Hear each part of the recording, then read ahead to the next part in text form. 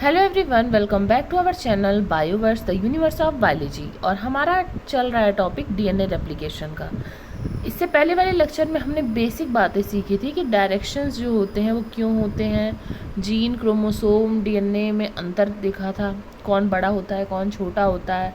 बारीकी से हमने समझा था कि डीएनए रेप्लिकेशन क्या होता है और क्यों इम्पॉर्टेंट होता है। ठीक है, इस लेक्चर में हम समझेंगे कि मोड ऑफ रेप्लिकेशन क्या है डीएनए का, और मोड ऑफ रेप्लिकेशन को प्रूफ कैसे किया गया था, हमें कैसे पता चला, मतलब हम कैसे मान लें कि जो है सेमी कंजर्वेटिव रेप्लिकेशन हो रहा है। ठीक है, सबसे पहले तो पैटर्न देखते हैं कि किस किस प्रकार का यहाँ पे रेप्लिकेशन पॉसिबल है। तो सबसे पहला है कंजर्वेटिव रेप्लिकेशन। अब कंजर्वेटिव रेप्लिकेशन, जैसा कि इसके नाम से पता चल रहा है, क्या हो रहा है कि कंजर्व कर लेगा पूरा पेरेंट का जो डीएनए का सीक्वेंस है, ये पूरे को कंजर्व कर लेगा। ठीक है, original DNA strand works as a template but only one daughter cell consist both the parent strand and the other one is new. तो इसमें क्या होता है, जब कंजर्वेटिव होता है तो क्या होता है कि जैसे एक पेरेंट ने अपना सीक्वेंस दिया, डीएनए का सीक्वेंस दिया, तो एक डॉटर तो पूरा वही सीक्वेंस पा जाएगी। ठीक है, और दूसरी डॉटर का बिल्कुल नया हो जाएगा। तो उसमें से एक जो है वो एज इट इज़ पेरेंट का पूरा सीक्वेंस क्या कर लेगा, कंजर्व कर लेगा, बचा लेगा। ठीक है, सुरक्षित कर लेगा।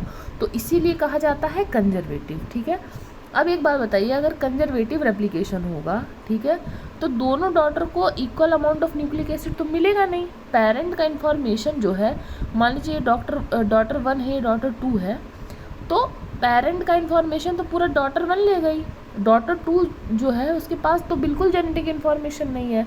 तो ये जो है पॉसिबल है, तो ये नहीं पॉसिबल है। ठीक है, ये बाद में भी प्रूव भी हुआ था, लेकिन आप खुद लॉजिकली सोचिए। ठीक है, अब देखिए सेमी कंजर्वेटिव, इसमें क्या होता है कि इसमें भी पेरेंट डीएनए ही टेम्पलेट के जैसे वर्क कर रहा है, लेकिन इसमें दोनों डॉटर्स को एक स्ट्रैंड दिया जाएगा पेरेंट का, और दोनों एक नया सिंथेसाइज करेंगी। तो यहाँ पे क्या मेंटेन हो रही है, यहाँ पे पहली बात तो इक्वालिटी मेंटेन हो रही है। ठीक है, और दूसरी बात है कि D1 को भी एक स्ट्रैंड मिल गया, D2 को भी एक स्ट्रैंड मिल गया, D1 का भी एक स्ट्रैंड नया है, D2 का भी एक स्ट्रैंड नया है। ठीक है, मतलब दोनों में चीज़ें बराबर बराबर बांटी गई हैं, और इसी वजह से सेमी कंजर्वेटिव रेप्लिकेशन कहा जा रहा है, क्योंकि आधा आधा डीएनए कंजर्व हो रहा है। मतलब ये लोग क्या करते हैं ना, ये लोग एक डॉटर के रेफरेंस में बात कर रहे हैं।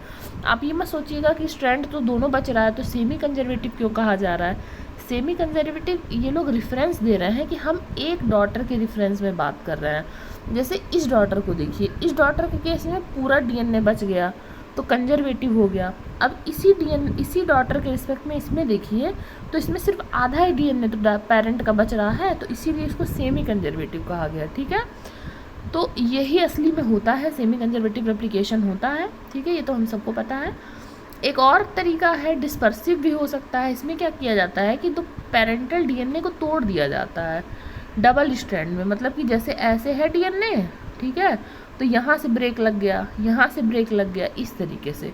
तो डीएनए की टेंडेंसी होती है ना कि अगर ऐसे मान लीजिए ब्रेक लग गया यहाँ पर, और यहाँ पे एक और टूटा हुआ टुकड़ा है, तो ये इसमें रेप्लिकेशन करवा लेगा, रिपेयर कर लेगा। तो इसी तरीके से यहाँ पे होगा, क्या होगा कि इसमें हर डॉटर के पास ऐसे देखिए टुकड़ों टुकड़ों में जो है पेरेंट का स्ट्रैंड रहेगा। मतलब इतना पेरेंट का, उसके बाद में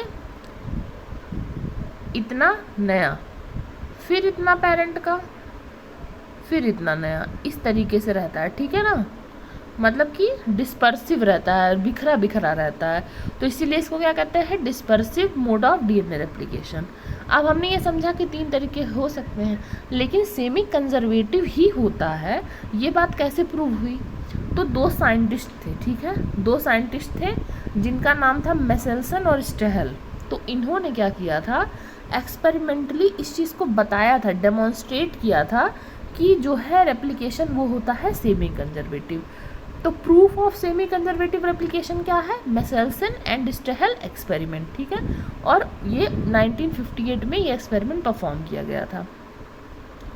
इन लोगों ने क्या किया, सबसे पहले ई कोलाई जो बैक्टीरिया होता है, ठीक है, इसको क्या किया, ऐसे मीडियम पे ग्रो किया जहाँ पे नाइट्रोजन का सिर्फ एक ही सोर्स था, वो था 15N लेबल्ड अमोनियम क्लोराइड, ठीक है, हैवी आइसोटोप। अब देखिए यहाँ पे क्यों लेबल किया गया है, देखिए अगर आप नॉर्मल नाइट्रोजन देंगे तो नॉर्मल नाइट्रोजन कोई सिग्नल तो एमिट करता नहीं है, ठीक है, कोई सिग्नल एमिट करता है नॉर्मल नाइट्रोजन, नहीं करता है। हमें कैसे पता चलेगा कि नाइट्रोजन जो है यहाँ पे प्रेजेंट है, कौन सा वाला प्रेजेंट है, ठीक है। लेकिन जब अगर मान लीजिए आपने लेबल कर दिया, सपोज करिए जो 15N है वो पर्पल सिग्नल देता है, तो अब आप इसको वेरीफाई कर लेंगे कि हाँ ये यहाँ पे है या नहीं है, ठीक है। इसी तरह से 14N भी लिया उन्होंने बाद में, तो उसमें अलग सिग्नल आता है, तो उससे पहचान लेंगे। इसी वजह से हम रेडियो लेबल्ड इस्तेमाल करते हैं जिससे कि हमें सिग्नल मिल जाए, ठीक है। तो पहले इन्होंने क्या किया, पहले जो है 15N वाले नाइट्रोजन में इसको ग्रो किया, अमोनियम क्लोराइड में, हैवी आइसोटोप में। फिर क्या किया, अब जब इसमें ग्रो कर रहे हैं ये, तो बैक्टीरिया के DNA में जो, अब नाइट्रोजन का काम कहाँ आता है, न्यूक्लिक बेसिस बनाने में लगता है, ठीक है। तो इस बेस में सारा बेस कैसा कंटेन करेगा, 15N करेगा, ठीक है ना।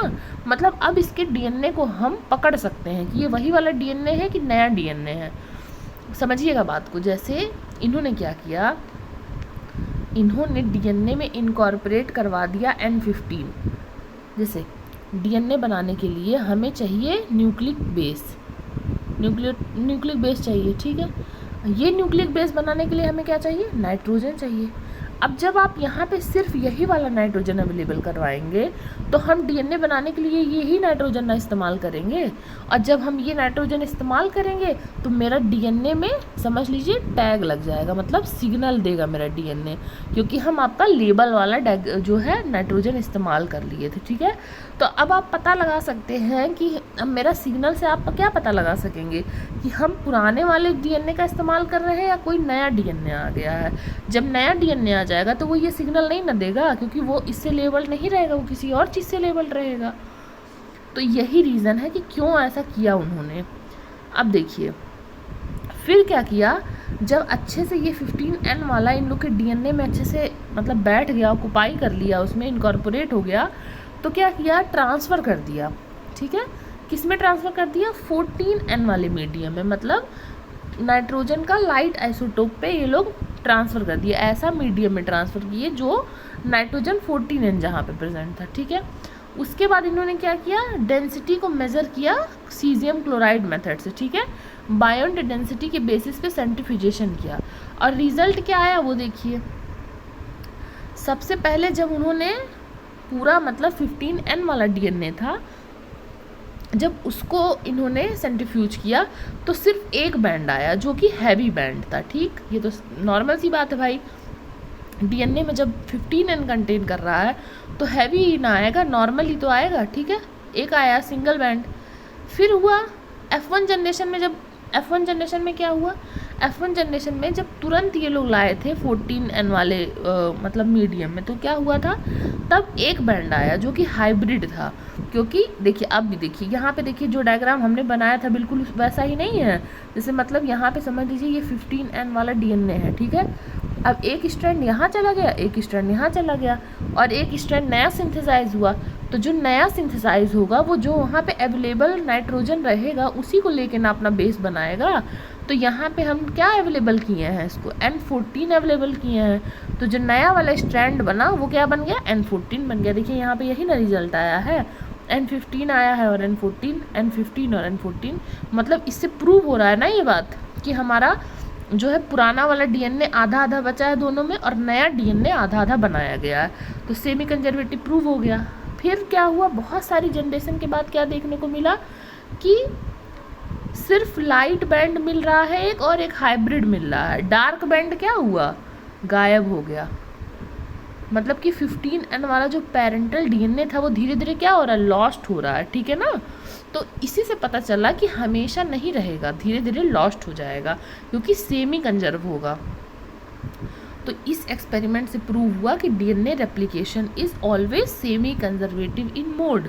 It only conserves half of the parental DNA and it synthesises half new DNA। Okay, so ये हमारा टॉपिक था। समझ लीजिए इसमें हमने कवर किया कि मोड ऑफ रेप्लिकेशन क्या क्या हो सकते हैं।